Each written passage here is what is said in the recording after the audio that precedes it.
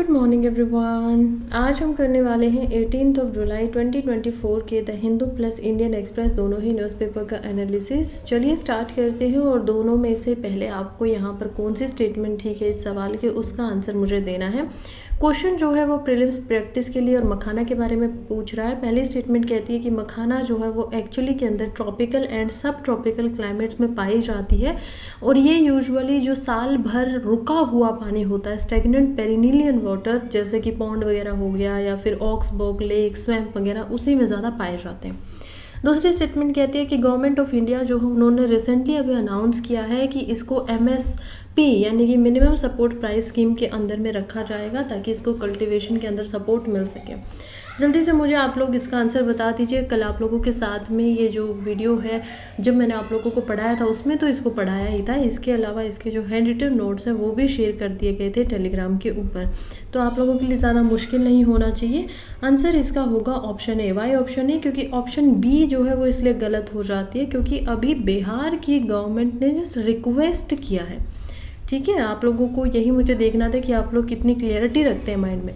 Bihar government ने request किया है सेंट्रल गवर्नमेंट को। अभी तक ये जो चीज़ है ये क्वालिफाई नहीं हो पाई है, MSP एक्चुअली में नहीं मिली है, इसी वजह से स्टेटमेंट 2 जो है वो गलत हो जाती है। अगर आप लोगों को PPT चाहिए जो फिलहाल आप देख रहे हैं, या PDF या एक्स्ट्रा हैंड रिटन नोट्स चाहिए हैं न्यूज़पेपर के भी और जो सब्जेक्ट आप लोग पढ़ते हैं उससे रिलेटेड भी, स्टैटिक के भी, तो उसके लिए आप मेरे टेलीग्राम चैनल को ज्वाइन कर सकते हैं जिसका लिंक आपको कमेंट बॉक्स के अंदर मिल जाएगा, या फिर आप जो है यहाँ पर डायरेक्ट लिंक से भी उसको ज्वाइन कर सकते हैं।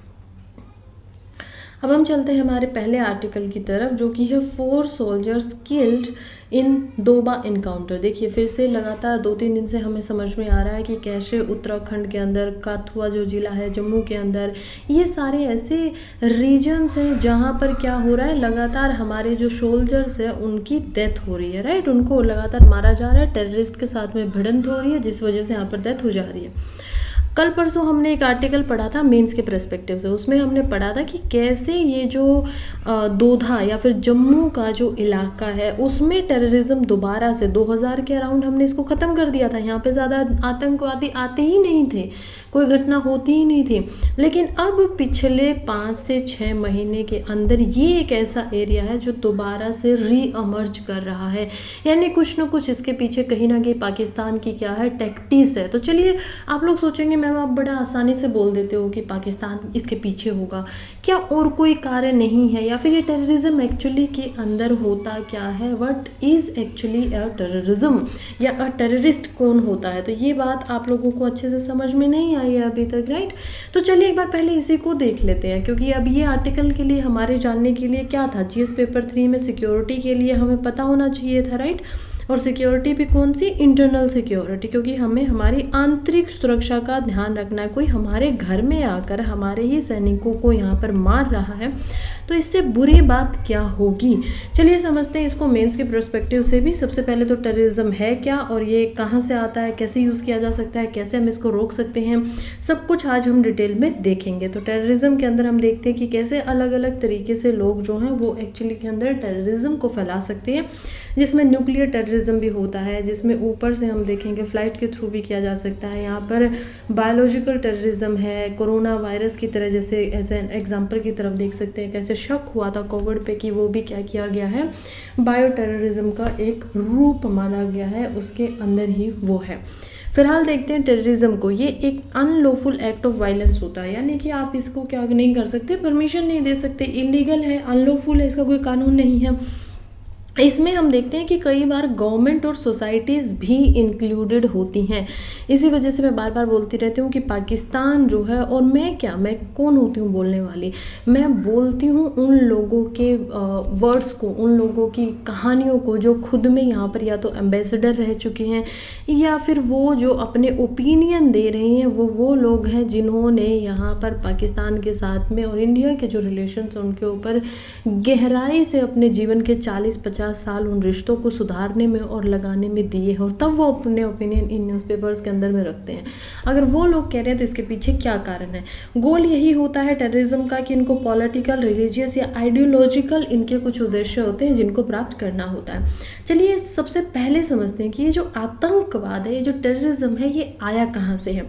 टेरर जो होता है उसका मतलब सबसे पहले पॉलिटिकल एंड्स को यहाँ पर अचीव करने के लिए किया गया था, जो कि किया गया था अर्ली 66 से लेकर 72 AD के अंदर, यानी कि ईशा के अंदर। तो बहुत सालों पहले की हम बात करें, ऑलमोस्ट हम कितने सालों पहले की बात करें, 950 से 1970 साल पहले की। आज से रेनेसा उस समय भी चल रहा था, रोमन ऑक्यूपेशंस वगैरह को यहाँ पर रेसिस्टेंट किया गया रोमन्स को।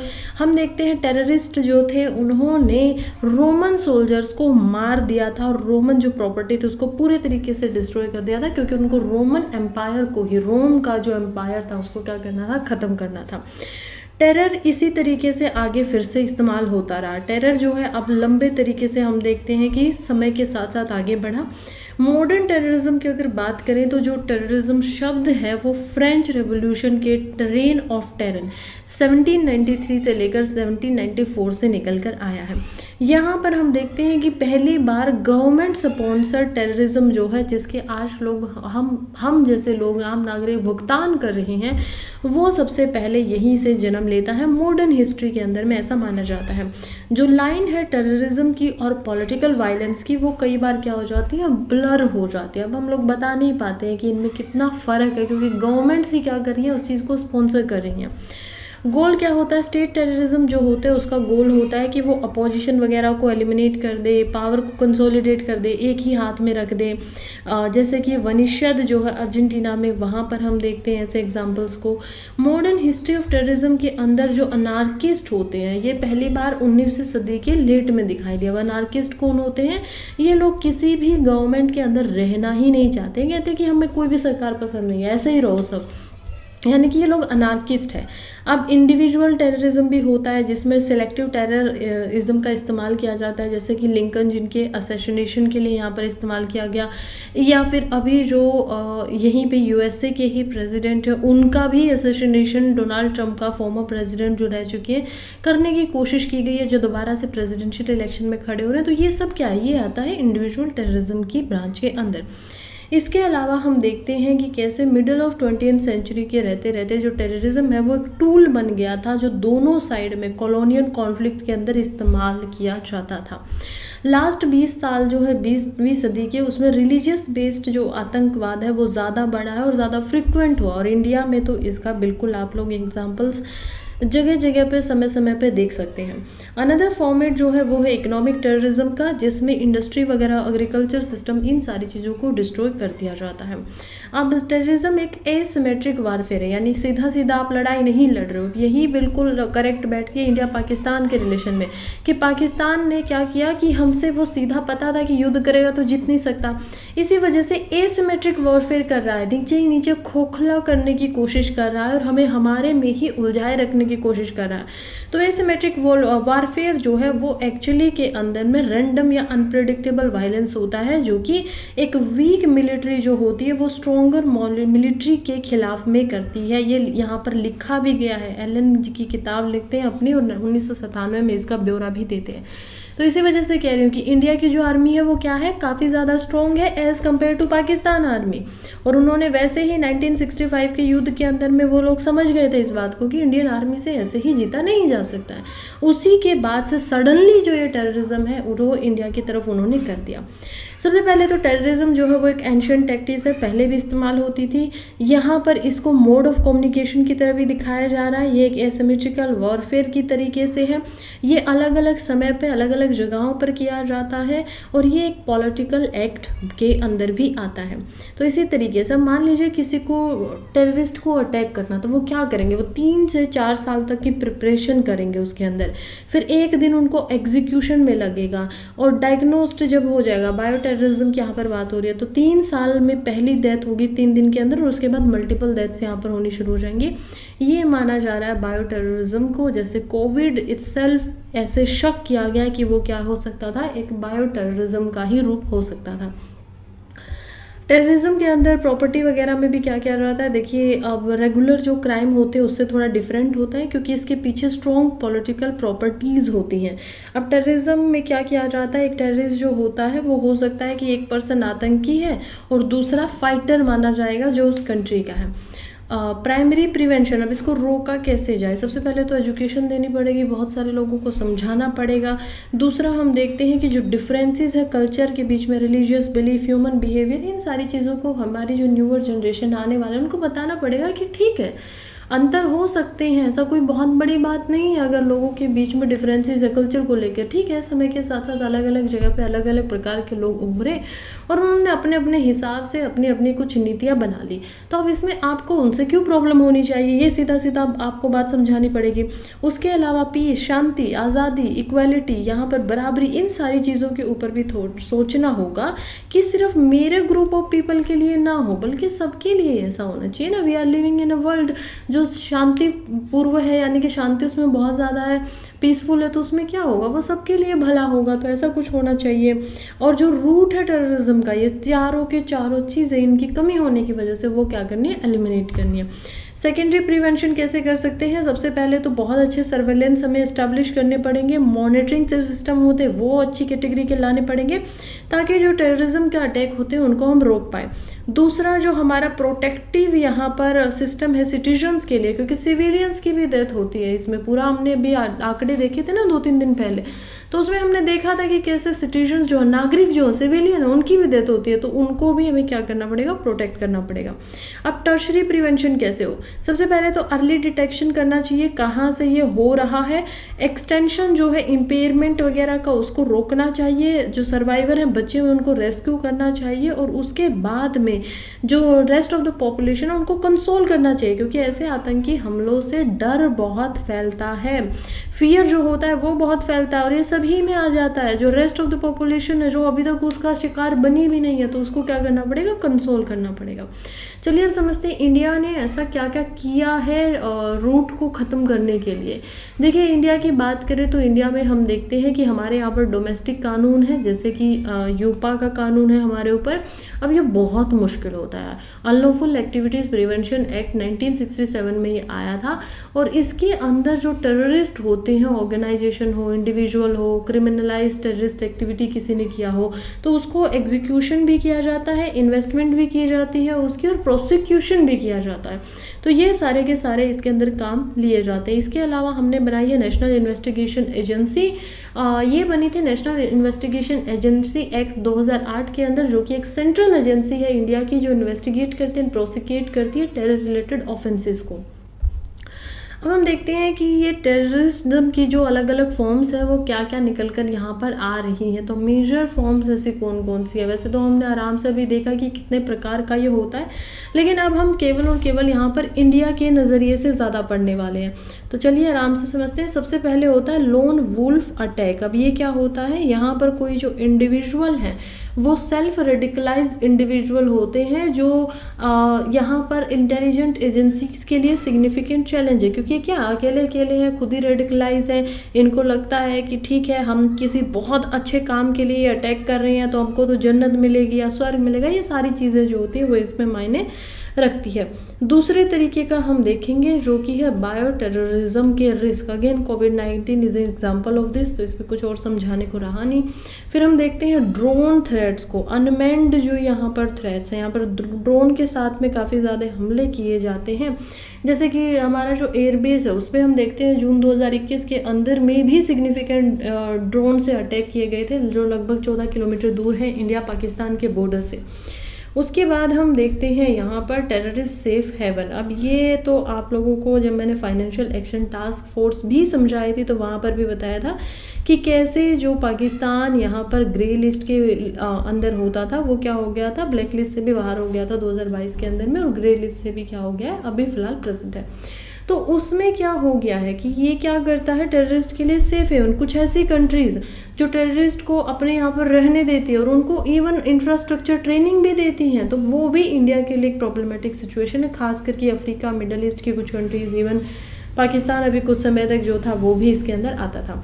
फिर हम देखते हैं टेरर क्राइम नेक्सस। अब ये भी क्या करते हैं, बहुत सारे ऐसे क्राइम्स हैं जो एक साथ में जुट जाते हैं, टेरर्स की तरह ये काम कर रहे हैं। तो ये जो नेक्सस हो रहा है टेररिस्ट एंटिटीज़ के बीच में और ट्रांजिशनल ऑर्गेनाइजेशन क्रिमिनल के बीच में, ये भी इलिसिटिव फाइनेंशियल रिसोर्सेज इन तक पहुँचाए जाते हैं क्रिप्टो करेंसी वगैरह के द्वारा। इनका डिस्ट्रीब्यूशन का एक नेटवर्क है जिसमें ड्रग वगैरह को सप्लाई किया जा रहा है पंजाब में। इवन पंजाब में यहाँ पर नदियों के सहारे भी ड्रग को क्या किया जा रहा है, भेजा जा रहा है। फिर हम देखते हैं ड्रोन के सहारे ड्रग भेजा जा रहा है, ताकि ठीक है ना, यहाँ के जो लोग हैं वो ड्रग्स के चक्कर में ही बिल्कुल बर्बाद हो जाएं, कंट्री कुछ अच्छा कर ही ना पाए, यहाँ के लोग अच्छा ना कर पाए। तो ये भी एक टेररिज्म का एक फॉर्म है। इसके अलावा हम देखते हैं कि और जो टेक्नोलॉजीज़ वगैरह का इस्तेमाल किया जाता है वो भी इसी के अंदर आती है। फिर यहाँ पर सवाल उठता है कि मेजर टेररिज्म रिलेटेड चैलेंजेस क्या क्या है इंडिया जो फेस करता है। अभी तक हम क्यों इतनी सारे टेररिस्ट घटनाएं हो रही, क्यों उनको रोक नहीं पाते।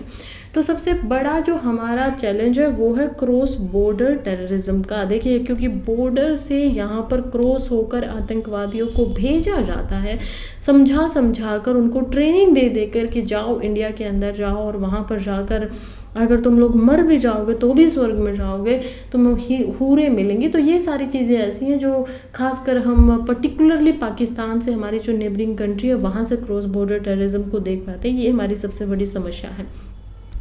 इसके अलावा हमारे यहाँ पर होता है लेफ़्ट विंग एक्सट्रीमिज़म। तो ये जो एक्सट्रीमिज़म हम देख पाते हैं जिसको नक्सलाइट इंसर्जेंसी भी बोला जाता है, जो कि हमारे obviously eastern parts of India के अंदर हम देखते हैं। ये भी एक परसिस्टेंट चैलेंज है इंडिया के अंदर। माओइस्ट रेबल जो हैं, जो अभी भी छत्तीसगढ़ झारखंड के अंदर एंगेज हैं, एक्टिव हैं, वो वायलेंस, एक्सोर्शन, डिस्ट्रप्टिंग डेवलपमेंट प्रोजेक्ट वगैरह उन सारी चीज़ों में हमें दिखाई देती है। तो ये भी हमारी इंटरनल सिक्योरिटी के लिए हमें एक चैलेंज दिखाई देता है।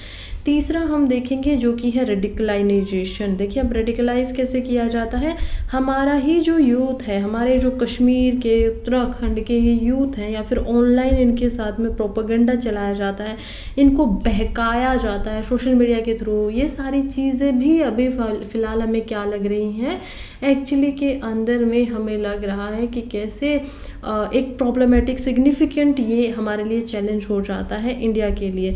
ऐसा एक बहुत अच्छा हमारे पास क्या है, इसका एग्जाम्पल है। देखिए, एक ना ब्रह्मोस मिसाइल हमने पढ़ी है, सुपरसोनिक मिसाइल है इंडिया की, रशिया के साथ में मिलकर बनाई है। उसके फॉर्मर जो ब्रह्मोस इंजीनियर थे उनको ट्रैप किया जा रहा था, ऐसे ही टेररिस्ट ऑर्गेनाइजेशन के अंदर उनको लाने के लिए। तो हनी ट्रैपिंग भी की जाती है, जिसमें लड़कियां जो होती हैं वो क्या करती हैं, अगर किसी पुरुष को या किसी मैन को यहाँ पर ट्रैप करना होता है तो उनसे बातें करती हैं, ऑनलाइन प्रोपेगेंडा चलाया जाता है। ये सब इंडिया के लिए एक प्रॉब्लमेटिक चीज़ें अगेन है। फिर हम देखते हैं आगे चलकर जो कि है साइबर यहाँ पर टेररिज्म। तो साइबर टेररिज्म भी होता है। अब ये कैसे होता है, देखिए, साइबर टेररिज्म जो होता है वो डिजिटल इंफ्रास्ट्रक्चर के सहारे ज़्यादा होता है, जिसमें बार बार यहाँ पर साइबर अटैक्स किए जाते हैं स्टेट स्पॉन्सर्ड एक्टर्स के द्वारा, जो कि कंसर्न है इंडिया के लिए। अब हमारे डाटा को इसमें चुराया जा सकता है, फाइनेंशियल सिस्टम के ऊपर भी ये जो अटैक है ये हमें देखने को मिलते हैं। इसके अलावा अब हम आगे बढ़ते हैं और देखते हैं कि इंडिया क्या कर सकता है, कौन कौन से ऐसे मेजर्स हो जिनको जो टेररिज्म है उसको ख़त्म किया जा सकता है। पहले तो हम देखेंगे कि सबसे पहले तो क्या किया जाना चाहिए, फोकस किया जाना चाहिए। किस चीज़ पे फोकस किया जाना चाहिए, फोकस यहाँ पर होना चाहिए रिहेबिलिएशन पर। तो रिहेबिलिएशन जो है वो होना चाहिए, ना कि यहाँ पर पनिशमेंट। ठीक है, पनिशमेंट भी दी जानी चाहिए। अगर हमारा कोई यूथ है, अगर वो यहाँ पर हनी ट्रैपिंग वगैरह में फंसता है तो उनको ध्यान रखना चाहिए था। So punishment is mandatory as well, लेकिन रिहेबिलिएशन इज़ मोर इम्पोर्टेंट।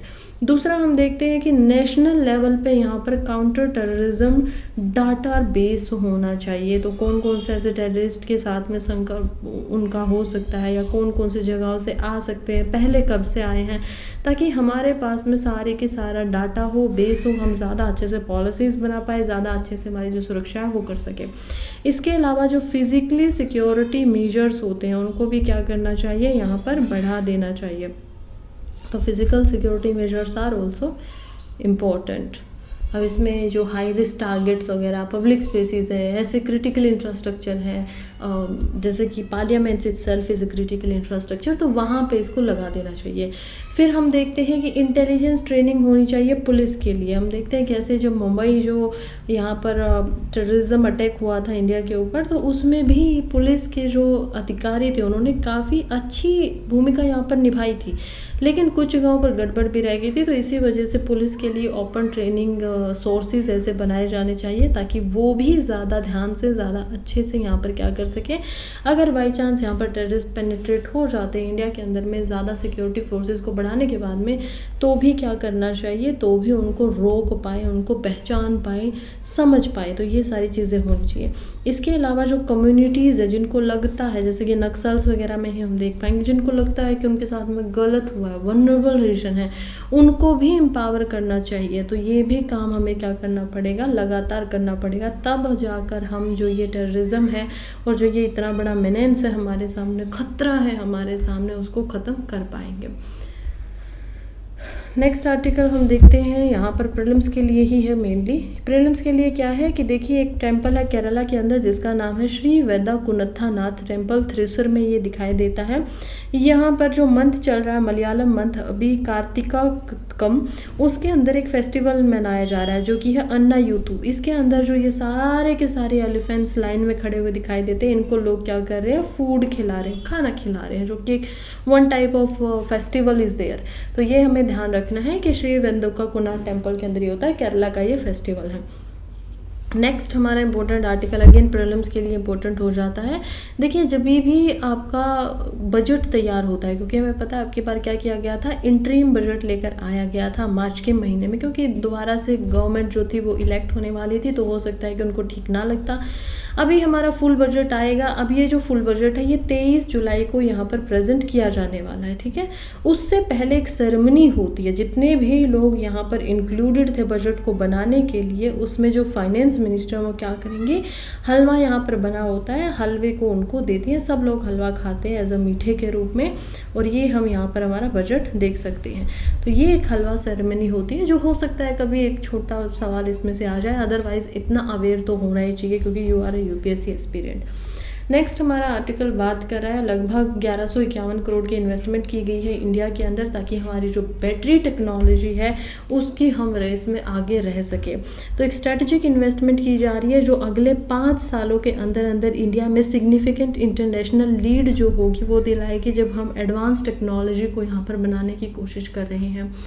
ये जो रिपोर्ट है ये छापी गई है automatic research association of India के द्वारा, और वही बता रहे हैं कि जो ऑफिस है यहाँ पर प्रिंसिपल साइंटिफिक एडवाइज़र का, पीएसए का, गवर्नमेंट ऑफ इंडिया के अंदर में, वो बता रहे हैं कि हम लोग क्या करने वाले हैं, 1151 करोड़ रुपए की इन्वेस्टमेंट चल रही है। अब ये किसके लिए हो रही है, ई मोबिलिटी के लिए, यानी कि इलेक्ट्रिक मोबिलिटी हम जो इस्तेमाल करते हैं, क्या क्या होती है उसमें, कार्स भी हो सकती हैं, इसके अंदर बसेस हो सकती हैं, इसके अंदर अलग अलग तरीके की मोबाइल चीज़ें जो चल सकती हैं वो चीज़ें हो सकती हैं। इसके रिसर्च एंड डेवलपमेंट के लिए जो पैसा है वो लगाया जा रहा है, एनर्जी स्टोरेज के लिए पैसा लगाया जा रहा है, इलेक्ट्रिक व्हीकल के लिए पैसा लगाया जा रहा है। इसके अलावा एग्रीगेटेड मटेरियल वगैरह जो है, रिसाइकलिंग है, चार्जिंग एंड रिफ्यूलिंग है, इन सब के ऊपर यहाँ पर जो इन्वेस्टमेंट है वो की जाएगी। नेक्स्ट हमारा इंपॉर्टेंट आर्टिकल है जो कि है इंडियाज़ क्वांटम फ्यूचर। यहाँ पे दिया ही गया है कि ये साइंस एंड टेक्नोलॉजी के लिए इंपॉर्टेंट हो जाता है, तो जीएस पेपर 3 में हम इसको समझेंगे। देखिए क्या बातें करें, यहाँ पर अमिताभ सिन्हा जी इसको एक्सप्लेन पेज के अंदर लिखते हैं और बताते हैं कि 2023 के अंदर में यहाँ पर इंडिया जो है वो अपना एक नेशनल क्वांटम मिशन जो है उसको क्या करता है, लागू करता है। लेकिन अब क्या हो रहा है कि हम लोग अच्छे खासे चल भी रहे हैं इसके ऊपर, लेकिन जब हम इनको कंपेयर करते हैं as compare to other good countries जो ऐसी स्कीम्स वगैरह को साइंस के लिए चला रही हैं, जैसे कि चाइना एंड यहाँ पर यूएसए, तो हम देख पाएंगे कि वो लोग हमसे काफ़ी ज़्यादा आगे चल रहे हैं, काफ़ी बेहतर तरीके से काम कर रहे हैं। क्यों? क्योंकि हमने हमारा जो क्वांटम यहाँ पर साइंस है उसके अंदर कितना पैसा इन्वेस्ट किया, हमने अप्रोक्सीमेटली $0.75 जो बिलियन है उतना पैसा इन्वेस्ट किया गया है। चाइना ने यहाँ पर अगर बताए तो लगभग $15 बिलियन जो है उतने पैसे इन्वेस्ट किए, तो आप देख लीजिए लगभग ये 14 गुना ज़्यादा पैसा इन्वेस्टमेंट किया गया है। यूएसए का भी कम है एज़ कम्पेयर टू चाइना, लेकिन हमसे ज़्यादा ही है, जो कि है 3.75 बिलियन का। अब क्वांटम देखिए, जो साइंस है वो ऑलरेडी आगे बढ़ रही है, ये कैसे कैसे हमारे काम आएगी, अलग अलग इसके जो इम्पोर्टेंस है वो तो है। ये हमारे लिए पब्लिक हेल्थ में काम आएगी, कंप्यूटर वगैरह में अब हम देख रहे हैं कि यहाँ पर चल रहा है, बड़े बड़े कंप्यूटर की मदद से ही अलग अलग जो टेक्नोलॉजी है वो आगे हो पा रही है। इसके अलावा ये पब्लिक पॉलिसीज़ वगैरह में ज़्यादा इंपॉर्टेंस रखते हैं। तो इसके लिए क्या किया जा रहा है, इंडिया में बड़ी अजीब सी बात है कि इंडिया में क्वांटम फिजिक्स को पढ़ने वाले लोग सबसे ज़्यादा हैं। नंबर ऑफ़ ग्रेजुएटिंग स्टूडेंट की बात करें तो इंडिया में लगभग 82,000 लोग हैं जो फिलहाल ग्रेजुएशन कर रहे हैं क्वांटम फील्ड के अंदर। चाइना में ये नंबर बहुत कम है, जो कि है लगभग 57,000 के अप्रोक्सीमेटली, और यूनाइटेड स्टेट में 45,000। इतने ज़्यादा हमारे पास स्टूडेंट हैं। फिर पेटेंट की बात करें तो इंडिया ने केवल और केवल 339 ही यहाँ पर नंबर ऑफ़ पेटेंट्स को अपने नाम किया, यानी कि ये चीज़ हमने ढूंढी है, इसकी हमारी वो है, हमें पेटेंट चाहिए। एज़ कम्पेयर टू चाइना ने लगभग 23,500 से ज़्यादा पेटेंट अपने नाम कर लिए 2015 से 2020 के समय के बीच में, और यूएसए का भी आंकड़ा कम नहीं है, लगभग 9,000 के आसपास ये है। तो इंडिया इतना पीछे क्यों रह जा रहा है? एक तो ऑब्वियसली फाइनेंशियल हमने इतना ज़्यादा इन्वेस्टमेंट नहीं किया है एज़ कम्पेयर टू चाइना, लेकिन स्टिल हमें अब क्या करना चाहिए, हमारा जो ये मकसद हमने बनाया था इसको पीछे नहीं रहना चाहिए। ये जो रनिंग है, ये जो रेस है, ये जो दौड़ है, ये काफ़ी टफ है, हमें पता है कंपटीशन ज़्यादा है, लेकिन इसका मतलब ये नहीं है कि हम लोग अच्छा नहीं कर सकते हैं। इंडिया के अंदर भी लगभग 110 से 145 सीनियर साइंटिस्ट हैं जो करंटली रिसर्च ग्रुप के क्वांटम रिलेटेड टेक्नोलॉजीज़ जो होती हैं इंडिया में उसमें काम कर रहे हैं। 75 से 100 ऐसे हैं जो यहाँ पर पोस्ट ग्रेजुएट हैं, डॉक्टरल को अपनी फेलोज़ को ले रही हैं, और 400 स्टूडेंट्स ऐसे हैं जो पीएचडी स्टूडेंट्स हैं। सबसे पहले तो हमें इन्हीं के नंबर को बढ़ाना पड़ेगा, जो कि हम इजीली बढ़ा सकते हैं। रिपोर्ट ने यह भी बोला है कि नेशनल मिशन जो है उसको प्रमोट करने के लिए यंग टैलेंट को सामने लेकर आना पड़ेगा, ताकि हम एक अलग से सेपरेट कैडर बना सके क्वांटम साइंटिस्ट का, जो atomic energy, space science establishment, इन सारी चीज़ों के अंदर भी काम करें। इंडिया के साइंटिस्ट ऑलरेडी यहाँ पर फोर फ्रंट में है एज़ कम्पेयर टू बहुत सारी कंट्रीज़, अगर हम चाइना यूएसए की बात को छोड़ दे तो। लेकिन फिर भी हमें क्या करना होगा, अभी और ज़्यादा आगे आना पड़ेगा, क्योंकि ये ब्रिज जो है, ये जो गैप बन गया है चाइना, यूएसए और इंडिया के बीच में, ये काफ़ी बड़ा है। हालांकि नामुमकिन नहीं है इसको पार करना, तो उसके ऊपर हमें आगे काम करना चाहिए। फिलहाल ये जो न्यूज़ हमारे लिए इम्पोर्टेंट हो जाती है, अगेन जीएस पेपर 3 में हम इसके इम्पोर्टेंस को देख पाएंगे। जीएस पेपर 3 के अंदर भी साइंस में आती है, और साइंस में भी हम देखेंगे डिजीज़ के अंदर। अब डिजीज़ में तो ये इम्पोर्टेंट है, लेकिन उससे ज़्यादा भी ये इम्पोर्टेंट हो जाती है प्रीलिम्स के लिए, क्योंकि प्रीलिम्स में ऐसे सवाल पूछे ही जाते हैं डिजीज़ वगैरह से, कौन सा वायरस, कैसा वायरस, क्या काम करता है। तो चलिए समझते हैं। अभी देखिए, एक चिल्ड्रंस के अंदर में यहाँ पर वायरस आया गुजरात में, जिसके अंदर हम देखते हैं कि ये जो चंदीपुरा वायरस इन्फेक्शन है ये क्या है, और इसकी वजह से लगभग 6 चिल्ड्रंस की ऑलरेडी जो है डेथ हो चुकी है। यहाँ पर कैसे काम करता है, क्या ये वायरस है, थोड़ा सा इसको समझेंगे, याद रखेंगे, ठीक है। देखिए, अगर इसकी बात की जाए तो ये जो वायरस है ये एक्चुअली में रैब्डोविरिडीए फैमिली से बिलोंग करता है। तो साइंटिफिक नेम हम देखेंगे। अब ये रैब्डोविरिडी फैमिली जो होती है, इसके अंदर और भी वायरसेस है, जैसे कि इसके अंदर हम देख पाएंगे यहाँ पर रेबीज़ जैसे वायरसेस को। तो रेबीज़ भी जो होता है वो यहीं से आता है। अब आप लोग समझ पाए होंगे कि कैसे ये जो वायरस है एक्चुअली में काफ़ी ज़्यादा खतरनाक, क्यों? क्योंकि ये जो वायरस होता है, इस फैमिली के वायरस, ये हमारी स्पाइन के थ्रू हमारे ब्रेन तक पहुंच जाते हैं न्यूरॉन से होते हुए। तो जब ये ब्रेन्स तक पहुंच जाते हैं तो ब्रेन ही डेड कर देंगे। किसी को बुखार आएगा सुबह तक, और शाम तक हो सकता है कि उस बच्चे की या जिसको भी ये हुआ उसकी डेथ तक हो जाए। दूसरी बात यह है, ये फैलने में, स्प्रेड होने में बहुत ज़्यादा माहिर होते हैं। तो हम देख पाते हैं कि एनिमल्स में भी स्प्रेड हो जाते हैं बैक्टीरिया के थ्रू, वायरस के थ्रू, और इसके अलावा जो ये प्लांट्स वगैरह हैं उसके थ्रू, पोर्टर बॉडीज़ के थ्रू, इन सारे कारणों से क्या होता है, इनका स्प्रेड हो जाता है। बाय एयर भी ये स्प्रेड होने की क्षमता अपने अंदर रखता है।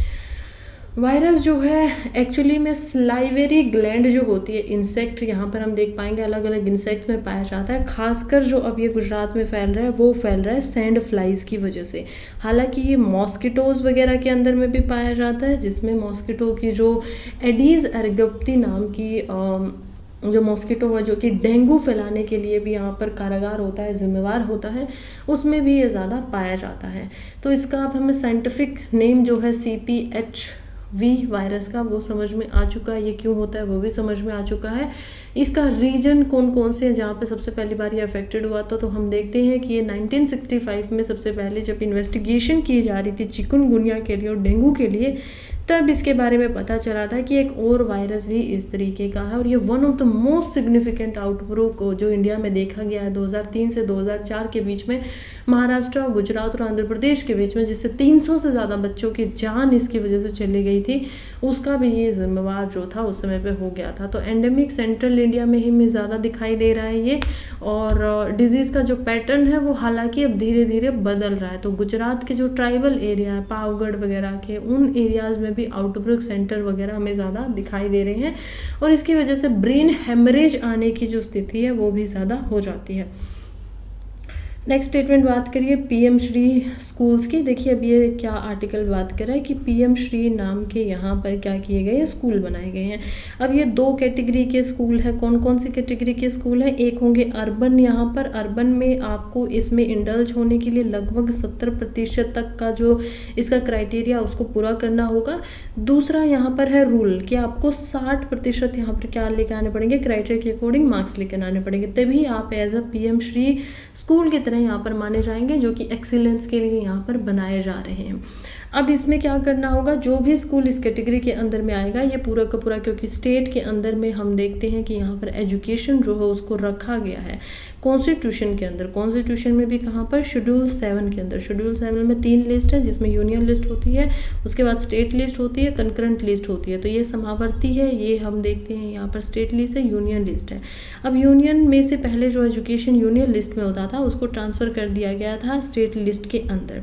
अब स्टेट लिस्ट के अंदर है तो जो स्टेट इनको मानने के लिए तैयार होंगे कि ठीक है, क्योंकि जिस भी स्कूल को यहाँ पर PM श्री के अंदर डाला जाएगा उनको अपना प्रीफिक्स, उनको अपने स्कूल के नाम के आगे PM श्री लगाना होगा। अब जो स्टेट इसको मान रही है उनको फंड मिल रहा है। जो स्टेट इसको मानने से मना कर चुकी हैं, जैसे कि वेस्ट बंगाल की स्टेट यहाँ पर हम ज़्यादातर देख पाएंगे, फिर पंजाब को देख पाएंगे एंड दिल्ली को देख पाएंगे, इनको जो शिक्षा के लिए, एजुकेशन के लिए फ़ंड मिलना था वो मिलना बंद हो गया है। खास करके लगभग 1000 करोड़ से ज़्यादा दिल्ली का जो फंड था उसको क्या कर दिया गया, रोक दिया गया। क्या इसके ऊपर कोई ऑफिशियल अभी एग्जामिनेशन नोटिफिकेशन आया है?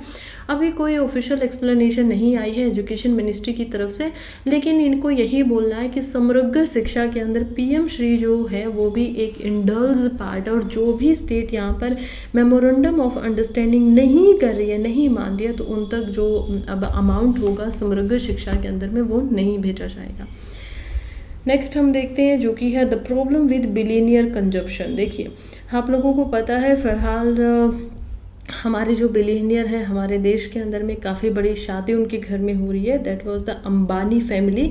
तो उनके छोटे बेटे अनंत अंबानी की शादी होती है यहाँ पर राधिका मर्चेंट के साथ में, और उसके ऊपर बहुत ज़्यादा खर्चा दिखाई दे रहा, कंजम्पशन दिखाई दे रहा। अब ये आर्टिकल उसी के बारे में कि उसमें प्रॉब्लम क्या है लोगों का। वैसे तो देखा जाए तो लेवियश एंड एक्सटेंडेड जो ये वेडिंग सेलिब्रेशन चल रहे हैं ये तो ठीक है, अपनी अपनी डेमोक्रेटिक कंट्री में रहते हैं, उनके पास पैसा है, खर्च करें, इसमें क्या प्रॉब्लम होनी चाहिए।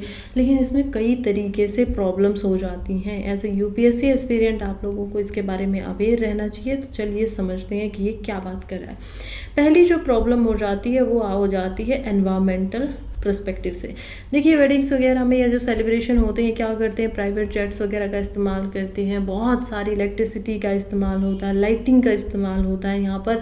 इसके अलावा हम देखते हैं कि जो बॉम्ब वगैरह होते हैं तो क्रैकर्स वगैरह का भी इस्तेमाल किया जाता है, जिनकी वजह से एनवायरनमेंट क्या हो रहा है, डिग्रेड हो रहा है।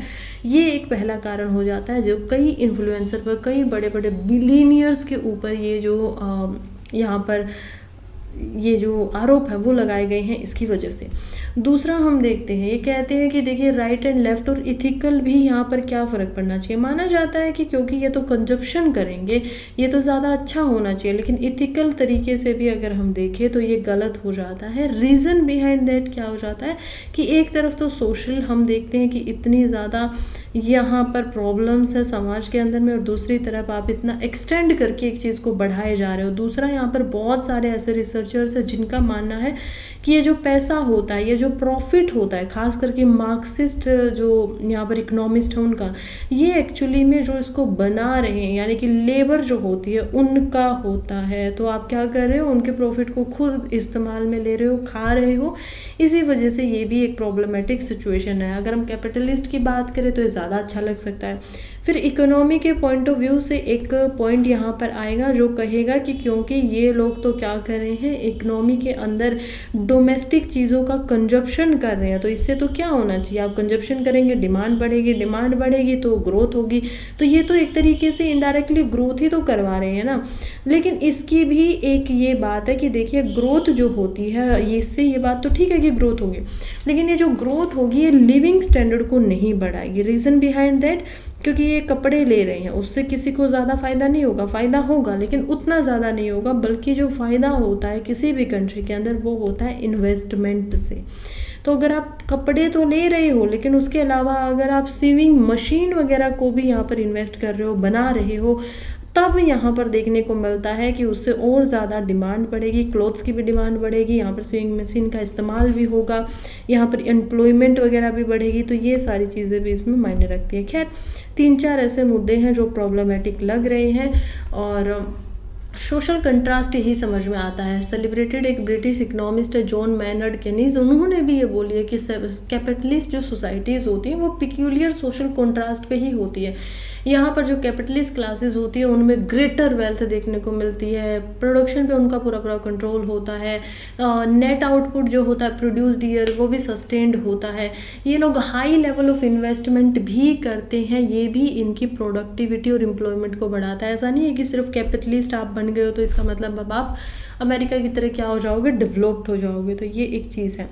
दूसरा आर्टिकल बात कर रहा है न्यूरो राइट्स के बारे में। देखिए हमारे लिए इम्पोर्टेंट हो जाता है अगेन जीएस पेपर 3 में। जीएस पेपर 3 के अंदर भी साइंस एंड टेक्नोलॉजी में हम देख पाएंगे, और एआई का जैसे जैसे यहाँ पर बढ़ावा हो रहा है, एआई जैसे जैसे आगे बढ़ रही है, स्ट्रॉन्ग होती जा रही है, वैसे वैसे ही हमारे लिए हमारे जो अधिकार हैं उनके ऊपर सवाल उठते जा रहे हैं। डाटा की चोरी तो आप लोगों ने पहले ही समझी होगी, बहुत बार देखी होगी कि कैसे डाटा वगैरह जो होते हैं उनको चोरी कर लिया जाता है। क्यों कर लिया जाता है? ताकि उससे पर्टिकुलर जो यहाँ पर हम देखेंगे कि लोग हैं उनको टारगेट किया जा सके, फिर उनसे क्या किया जा सके, उनसे अलग अलग डाटा की वजह से उनका जो इन्फॉर्मेशन ली गई है उनको वैसे ही एड्स वगैरह दिखाई जाएं ताकि वो वैसा ही सामान खरीदे, एडवर्टाइजमेंट यहाँ पर की जाए।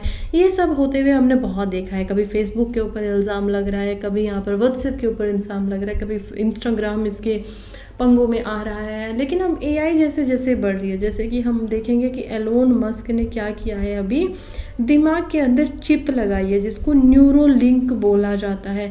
अब ये जो न्यूरो लिंक है इसमें क्या हो गया है कि जो लोग कैपेबल नहीं है कुछ करने के लिए, फॉर एग्जांपल कोई पैरालिसिस है, वो दिमाग में कुछ सोच सकता है और उसके बाद में उसकी कंप्यूटर की जो स्क्रीन होगी, क्योंकि चिप जो है वो क्या है, ब्रेन से कनेक्टेड है और कंप्यूटर से भी कनेक्टेड है, उसके ऊपर ऑटोमेटिकली बिना किसी के हाथ लगाए जस्ट थिंकिंग से, जस्ट सोचने से ही क्या हो जा रहा है, वो सारी चीज़ें हो जा रही है। जब एआई इतनी तरक्की करने लग ही चुका है, जब एआई इतनी तरक्की आगे करेगा भी, इसके अलावा भी हम देख पा रहे हैं कि यहाँ पर अलग अलग घड़ियाँ जो है वॉचेस वगैरह, स्मार्ट वॉचेस, या फिर अलग अलग हम देख पाएंगे कि ट्रैकर्स वगैरह जो है, या फिर हार्ट वगैरह के अंदर मेडिकल इक्विपमेंट है, ये सब भी इस्तेमाल हो रहे हैं फ़िलहाल।